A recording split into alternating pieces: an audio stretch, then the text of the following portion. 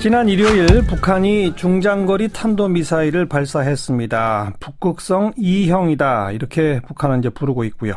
기술이 상당히 진전돼서 조만간 미국까지 겨냥할 수 있는 대륙간 탄도탄 ICBM 시험 발사도 가능할 수 있다 이런 우려가 나오고 미국 대통령 아주 강력 대처하겠다 이런 입장까지 내서 지금 분위기가 심상치 않은 상태죠. 마침 오늘 국회에서 국방위원회도 열렸는데요. 군사 전문가 또 국방위 소속 정의당의 김종대 의원 연결해서 자세한 얘기 들어봅니다. 김종대 의원 안녕하세요. 네, 안녕하십니까. 네, 이게 그 기존의 미사일하고는 상당히 몇 가지 면에서 기술적 진일보를 이뤘다라고들 다 평가하더라고요. 먼저 뭐 네. 고체 연료 맞습니까? 예, 고체 연료를 이제 주 연료로 쓰기 때문에 예. 이건 뭐 사전에 발사 징후를 전혀 탐지할 수 없습니다. 예. 그런데 더 특이한 것은 이동식 발사대인데 네. 이 이동식 발사대가 과거엔 차량에 이동을 했는데 그래요? 이번의 경우에는 무한 궤도, 즉 전차 보면 막 궤도가 돌아가지 않습니까? 탱크에 달려 있는 그 궤도. 예. 이런 무한 궤도로 이동을 했다는 것도 처음 보는 건데 이거는 이제 언제든 험준한 지형 어디든 가서 발사할 수 있다. 이런 뜻이 되는 거고. 그러니까 차가 못 가는 산악 지형 이런 데도 갈 수 있다. 그렇습니다. 예. 그러면서 이 발사 형태가 또 이게 참 또 특이한 건데. 네. 과거에 잠수함 발사 미사일을 이제 SLBM이라고 하는 걸 시험할 때 보면은 이렇게 물 속에서 엔진이 점화되는 게 아니라 물 밖으로 일단 사출시킨다 그래요. 네. 튀어 올린 다음에 공중에서 엔진이 점화돼야 되는 건데. 맞아요. 이번에 동일한 기술이 나왔어요. 어허. 그렇다면 전혀 본 적이 없는 새로운 개념입니다. 네. 이거는 뭐 대비책 자체가 달라져야 돼요. 네. 그래서 이런 어떤 새로운 어떤 기술이 세 가지를 선보였다는 점에서 이번에 미사일은 이거는 새로 명칭을 부여해야 될 정도의 전혀 다른 미사일이라고 보여집니다. 네. 고체 연료는 즉 사전 탐지가 어렵다는 거고, 그죠? 네. 무한 궤도는 어디에 가서 발사하게 될지 예측도 불가능하다는 거고, 그죠? 불가능합니다. 그다음에 일단 사출한 다음에 점화되는 것은 그건 어떤 의미예요, 그건? 이 기술을 잠수함 발사 미사일의 신뢰성을 보여주는 거예요. 이건 육상에서 지금 우리가 이렇게 기술을 썼구나 하는 거는 저 기술을 바로 잠수함 발사 미사일에 사용하면 아주 위력적이죠. 그러면 SLBM이 뭐 가짜다 이 말들이 많았거든요. 그런데 이제는 신뢰성을 보여주는 것이죠. 잠수함에서 발사한다는 것은 그것도 역시 탐지하기 어렵다는 장점이 있는 거고, 그죠? 뭐 최고로 무서운 무기라고 보시면 돼요. 그리고 이 사거리는 어떻게 됐습니까? 사거리도 또 흥미로운 것이 이번에 89도 거의 직각으로 발사를 해가지고 날아간 거리가 550km입니다. 그렇다면은 정상 발사를 했다. 약 한 40도 각도로. 그렇게 되면은 2,500여 킬로를 날아가는 것으로 보여집니다. 그러면은 왜 이렇게 이상한 실험을 했느냐? 그것은 동해상으로 쏴야 되는데 동해로 계속 날아가게 되면 일본의 방공 식별 구역을 침범해 버립니다. 그렇게 되죠. 그래서 일본의 방공 식별 구역 전에 떨어지도록 사거리를 조정한 것이죠. 그래서 일부러 직각에 가깝게. 직각에 가깝고 또 550km를 날아가서 일본 근처에서 떨어지도록. 이렇게 조정을 했다는 점에서 그 기술력 역시도 예사롭지 않다고 보여지는 겁니다. 2,500km면 괌까지도 해당됩니까? 괌까지는 모자라고 일본의 전역을 타격할 수 있습니다. 이게 이제 조금만 더 기술이 발전되면 대륙간 탄도탄 ICBM으로 되는 거 아니냐 그렇게 해석해도 되는 겁니까? 이 기술을 앞으로 신형 대륙간 탄도탄 미사일에 적용할 거라고 보는 것이죠. 그렇게 되면은 이 미사일 시험을 이제 공개함으로써 미국에 일정한 메시지를 주고 있습니다. 이제 곧 대륙간 탄도 미사일을 우리가 임의의 시각에 발사할 수도 있다. 이거를 미국에 보여주는 것이죠. 북한이 그래도 한동안은 이 핵실험 미사일 발사 이런 걸 안 하고 미국의 정권 교체 과정을 지켜보고 이 새 정부와 뭔가 좀 대화의 물꼬를 터볼 수도 있다라는 식의 기대를 보여왔었는데 트럼프 정부 출범하고 미국과 일본이 첫 정상회담을 하는 바로 그때를 맞춰서 이 미사일을 발사했다. 그 의미는 뭐라고 해석해야 될까요?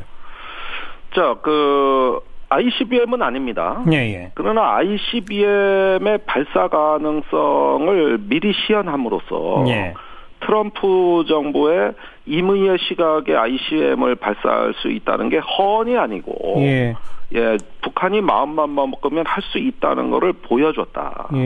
이런 점에서 상당한 어떤 미국의 메시지를 준다고 저는 생각합니다. 그러니까 결국은 이게 바로 북한식의 그 미사일에 대한 일종의 어떤 비즈니스라고 저는 생각이 드는 것이 바로 미국하고도 통 크게 협상하는데 판이 안 열리면 ICBM으로 가겠다. 이런 의미가 있다고 보여집니다. 그런데 이런 도발에 대해서 미국은 뭐 협상해보자라고 나오는 게 아니라 초강경 대응을 할 것처럼 지금 예고하고 있잖아요.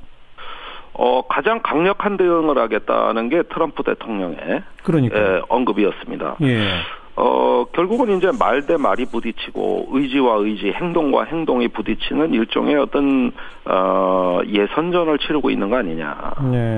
이것이 조금 더 강해지면 그때부터는 상당한 수준의 이제 그 기싸움이 시작이 될 것이고 결국은 그런 과정을 통해서 한반도 정세가 급격히 경색될 수도 있는 일단 가능성인데 북한 역시도 어느 정도 좀 망설임이 있는 것 같아요.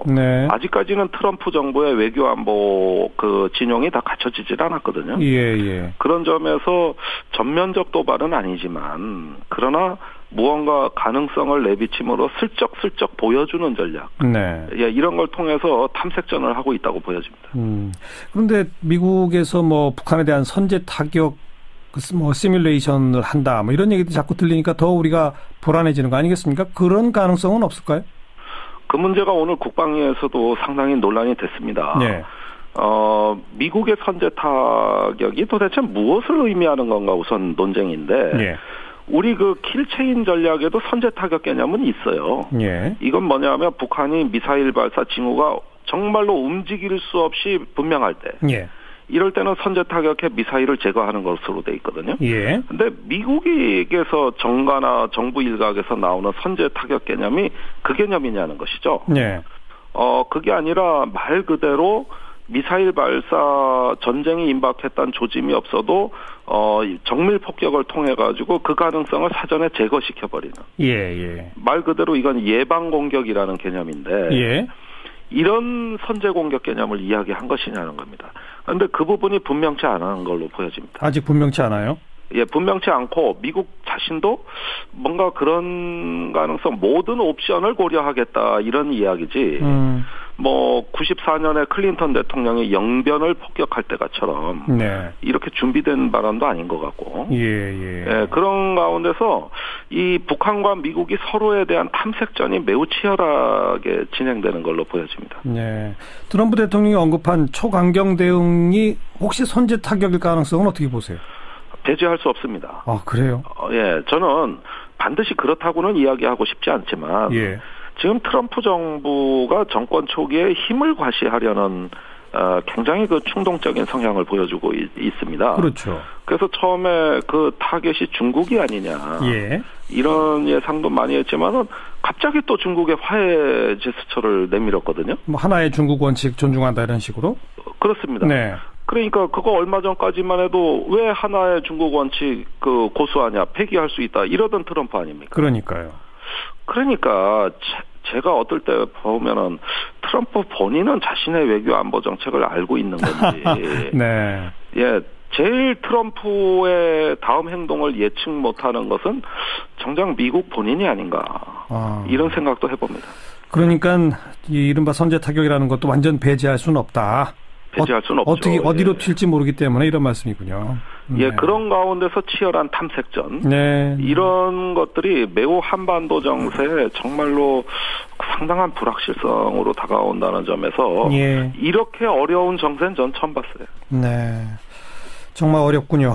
자, 그건 그렇고 이 미사일을 우리가 막을 수 있는지 이런 논의가 이제 퍼져나가면서 바로 사드 배치의 어떤 시급성, 긴박성 이런 것이 더 강화됐다라고 하는 일부 언론들의 어떤 보도들이 있었는데 그 점은 어떻게 생각하세요, 김종대 의원? 이 북한의 미사일을 해석하기에 따라서는 네. 사드 배치를 해야 된다고 믿는 분들은 더 배치를 서둘러야 되겠다고 믿는 걸로 되고 예. 반면에 이건 새로운 미사일이기 때문에 사드로 방어가 안 된다. 예. 이렇게 믿는 사람한테는 사드 반대를 더 확신하는 예, 믿는 사람은 더 믿게 만들고 의심하는 사람은 더 의심하게 만드는 예. 미사일이라는 생각이 들어요. 예. 그만큼 북한이 이번에 뿌려댄 메시지가 복합적입니다. 네. 그런데 저는 개인적으로 예. 이 미사일은 사드와는 관련이 없다고 생각이 됩니다. 왜냐? 단도직입적으로 사드로 이건 막을 수 있어요? 못 막아요? 없다고 봐요. 왜 없다고 보느냐? 어허. 이건 잠수함 발사 미사일을 모태로 해서 된 거기 때문에 예. 여차하면 수중에 배치할 수가 있거든요. 그렇죠. 그런데 수중에 배치되는 건 사드로 못 막아요. 사드는 전방을 보는 거지 잠수함같이 측방이나 후방에 와서 쏘는 미사일을 막을 수 있는 무기가 아닙니다. 레이더 자체가 전방만 탐지한다? 전방만 탐지한다. 예. 그런 점에서 이것은 사드에 대한 도전장이라고 전 봅니다. 네. 그 잠수함에서 발사하지 않는다면은 사드로 막을 수 있어요? 다른 미사일처럼 예. 우리가 요격 가능한 범위에서 똑같이 발사를 해준다면 그렇다면 사드의 효용성은 계속 주장할 수 있겠죠. 예. 그러나 그것은 제가 보기에는 순진한 기대가 될 수 있어요. 네, 무슨 뜻입니까? 그러니까 통상적인 범위가 아닌 고각 발사 같은 걸 하게 되면 못 막아요? 고각 발사를 가정으로 해서 사드를 배치한 겁니다. 예. 그런데 그 고각 발사라는 것은 실전에서 사용하는 작전 개념이 아니고 네. 어디까지나 이번에 시험 목적상 네. 이번 가장 중요한 목적은 이번에 엔진의 성능을 시험하는 거니까 그런 어떤 그 시험용 개념이지 이것이 바로 실전 개념이라고는 생각되지 않고 이 점은 국방부도 인정하는 부분입니다. 그렇게 되면 사드 요격하기 좋게 이렇게 고각 발사를 실전에서 한다? 이거는 국방부를 포함해 많은 군사 전문가들이 다소 회의적으로 보는 부분입니다. 예. 그러니까 여기서 말하는 고각 발사가 거의 직각에 가깝게 쏘는 그걸 말하는 거죠? 그렇습니다. 그렇게 발사할 경우에는 사드로 이걸 요격할 수 있다? 떨어지기 전에 요격할 가능성을 높이는 이건 확률의 게임입니다. 100% 확실한 건 어디도 없어요. 그런데 고각 발사를 했을 때 문제점은 뭐냐면은 미사일이 개발된 목적이 있습니다. 그런데 고각 발사라는 건 비정상적으로 발사한다는 얘기예요. 그 실험용으로 하는 거구나. 그렇습니다. 이게 대기권 진입할 때 공기와의 마찰 각도가 커지거든요. 그러면은 열이 더 고열이 발생할 것이고. 그렇죠. 그러면은 탄두를 보호해야 되는데 문제가 발생되기 때문에 이것은 실패할 가능성이 높아서 비정상적 발사에 해당되는 것이죠. 네. 그러니까 실전에서는 고각 발사를 할 리가 없고 고각 발사가 아닌 경우에는 사드로 못 막는다. 저는 그렇게 봅니다. 네. 자, 그러면 어떻게 해야 합니까? 우리가 지금 해야 할 것은. 오늘 국방부 장관은 이 한국형 미사일 방어 체계를 가지고 이 미사일을 막을 수 있다. 이런 식으로 답변했다면서요? 보도된 바에 따라. 한국형 미사일 방어로 막을 수 있다는 거는 참 코미디 같은 얘기인데 지금 미국의 사드도 지금 효용성을 의심하는 판에 한국형 미사일 방어라는 게 뭐냐면은 지금 개발된 게 고도 15km짜리 요격 미사일이고 이제 50km짜리 개발 중에 있어요. 그런데 고각이란 건 뭡니까? 저번에 발사한 것은 1,400km까지 올라갔고 이번엔 500km까지 상공을 치솟았는데 그럼 고고도 방어용이 아니에요. 한국형 미사일 방어는 어디까지나 저고도용이고 이런 것들을 그 한국형 미사일 방어로 대체한다고 일부 대선 주자도 그런 얘기를 했는데, 네. 저는 그런 발언은 자칫 굉장히 무지하다는 평가도 받을 수 있으니 신중했으면 좋겠습니다. 자, 그러면 어떻게 해야 합니까? 군사적 대응, 그 다음에 정치적 대응 두 가지로 나눠서 정리해 주시면요. 군사적 대응은 역시 북한의 그 미사일이 방어를 통해서 제압할 수 있다는 것은 일단 불가능하다는 걸 인정해야 됩니다. 네. 예, 그래서 그런 방식보다는 북한의 미사일을 탐지하는 어떤 정찰 능력 쪽으로 더 힘을 기울여야 되겠고, 예. 사전에 탐지가 된다면 다른 방식에 의한 어떤 대비가 가능할 수 있거든요. 그런 면에서 정보력이 핵심이라고 저는 생각이 들고요. 네. 그 다음에 정치적으로는 예. 이런 북한의 미사일을 자꾸 우리한테 보여주는 데는 일종의 메시지를 발신하려는 북한의 의도입니다. 예. 그래서 빨리 예방 외교, 어떤 북한의 미사일이 사용할 이유가 없도록 예. 일단은 예방 외교가 지금은 돼야지 군사적 대책으로는 이것을 대비하기에는 거의 불가능하지 않느냐. 예방 외교의 핵심은 결국 대화의 물꼬를 트는 것 이것입니까? 일단은 외교라면은 대화도 있고, 그것도 직접 대화가 있고 간접 대화가 있고, 네. 예, 이런 등등의 어떤 긴장 완화 조치, 예, 이것이 예방 외교라고 생각이 됩니다. 네. 그런데 뭐 당장 한미 합동 군사 훈련도 곧 예정이 돼 있고 역대 최대급으로 간다고 그러고 당분간은 점점 긴장이 고조되는 이런 상황 말릴 수 없겠군요. 그러니까 계속 이렇게 긴장이 악화되고 또 전쟁의 공포가 고조된다고 한다면은 이것은 군사적 범위를 초월해서 네. 대한민국 존립 자체에 영향을 미치는 심각한 사태니까 예. 그 전까지 가는 걸 막아야 돼요.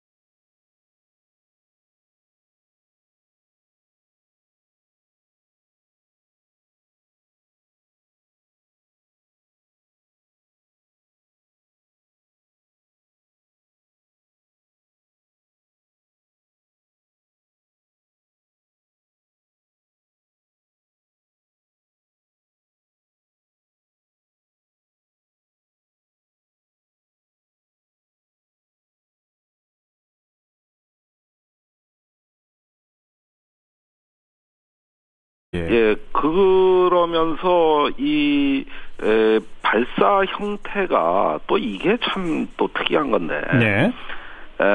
과거에 잠수함 발사 미사일을 이제 SLBM이라고 하는 걸 시험할 때 예. 보면은 이렇게 물 속에서 엔진이 점화되는 게 아니라 물 밖으로 일단 사출시킨다 그래요. 네. 튀어 올린 다음에 공중에서 엔진이 점화돼야 되는 건데. 맞아요. 이번에 동일한 기술이 나왔어요. 어허. 그렇다면 전혀 본 적이 없는 새로운 개념입니다. 네. 이거는 뭐 대비책 자체가 달라져야 돼요. 네. 그래서 이런 어떤 새로운 어떤 기술이 세 가지를 선보였다는 점에서 예. 이번에 미사일은 이거는 새로 명칭을 부여해야 될 정도의 전혀 다른 미사일이라고 보여집니다. 네. 고체 연료는 즉 사전 탐지가 어렵다는 거고, 그죠?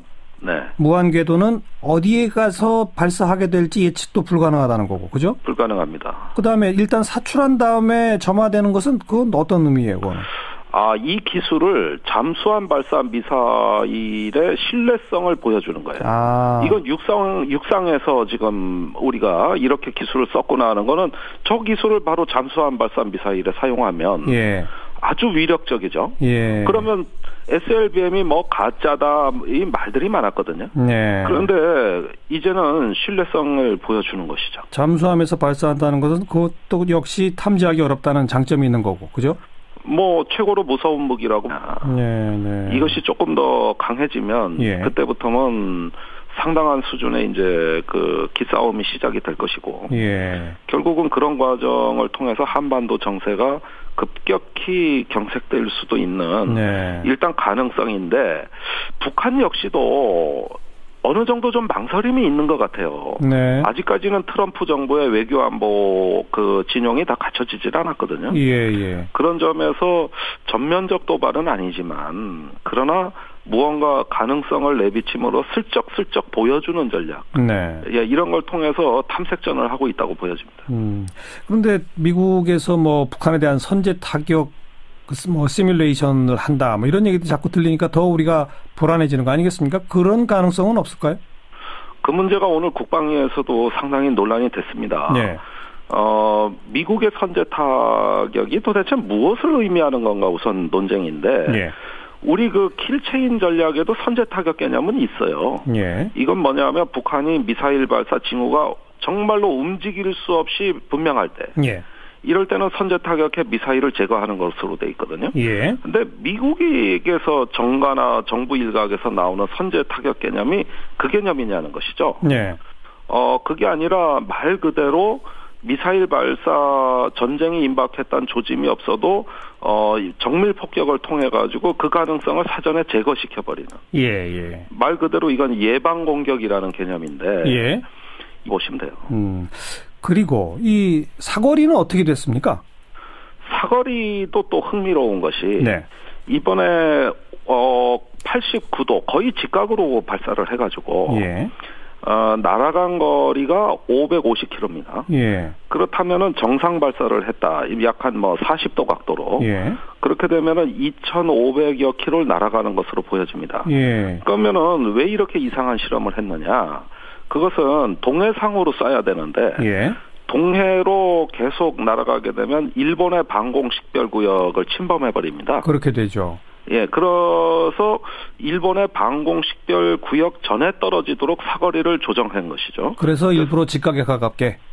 직각에 가깝고 또 550km를 날아가서 일본 근처에서 떨어지도록. 네. 이렇게 조정을 했다는 점에서 그 기술력 역시도 예사롭지 않다고 보여지는 겁니다. 2,500km면 괌까지도 해당됩니까? 괌까지는 모자라고 아하. 일본의 전역을 타격할 수 있습니다. 네. 이게 이제 조금만 더 기술이 발전되면 대륙간 탄도탄 ICBM으로 되는 거 아니냐 그렇게 해석해도 되는 겁니까? 예, 이 기술을 앞으로 신형 대륙간 탄도탄 미사일에 적용할 거라고 보는 것이죠. 네. 예, 그렇게 되면은 이 미사일 시험을 이제 공개함으로써 미국에 일정한 메시지를 주고 있습니다. 예. 이제 곧 대륙간 탄도 미사일을 우리가 임의의 시각에 발사할 수도 있다. 예. 이거를 미국에 보여주는 것이죠. 예, 예. 북한이 그래도 한동안은 이 핵실험 미사일 발사 이런 걸 안 하고 미국의 정권 교체 과정을 지켜보고 이 새 정부와 뭔가 좀 대화의 물꼬를 터볼 수도 있다라는 식의 기대를 보여왔었는데 트럼프 정부 출범하고 미국과 일본이 첫 정상회담을 하는 바로 그때를 맞춰서 이 미사일을 발사했다. 그 의미는 뭐라고 해석해야 될까요?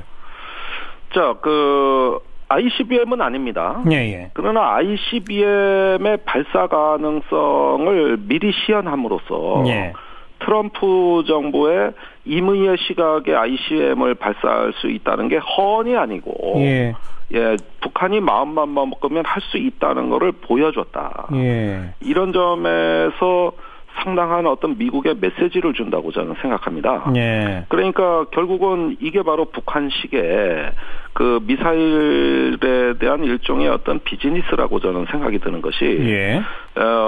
바로 미국하고도 통 크게 협상하는데 판이 안 열리면 ICBM으로 가겠다. 예. 예, 이런 의미가 있다고 보여집니다. 예. 그런데 이런 도발에 대해서 미국은 뭐 협상해보자라고 나오는 게 아니라 초강경 대응을 할 것처럼 지금 예고하고 있잖아요. 가장 강력한 대응을 하겠다는 게 트럼프 대통령의 언급이었습니다. 예. 결국은 이제 말 대 말이 부딪히고 의지와 의지, 행동과 행동이 부딪히는 일종의 어떤 예선전을 치르고 있는 거 아니냐.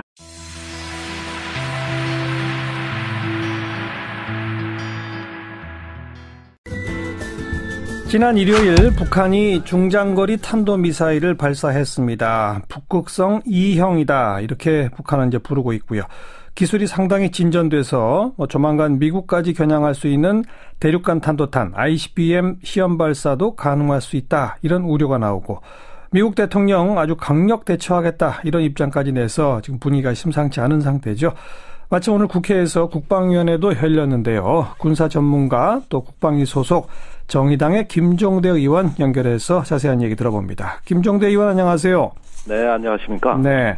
이게 기존의 미사일하고는 상당히 몇 가지 면에서 기술적 진일보를 이뤘다라고들 다 평가하더라고요. 먼저 고체 연료 맞습니까? 예, 고체 연료를 이제 주 연료로 쓰기 때문에 예. 이건 사전에 발사 징후를 전혀 탐지할 수 없습니다. 예, 예.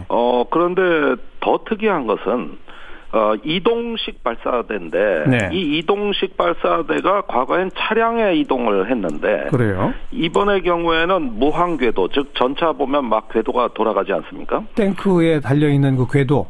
예. 이런 무한 궤도로 이동을 했다는 것도 처음 보는 건데 이거는 이제 언제든 험준한 지형 어디든 가서 발사할 수 있다. 이런 뜻이 되는 거고. 차가 못 가는 산악 지형 이런 데도 갈 수 있다.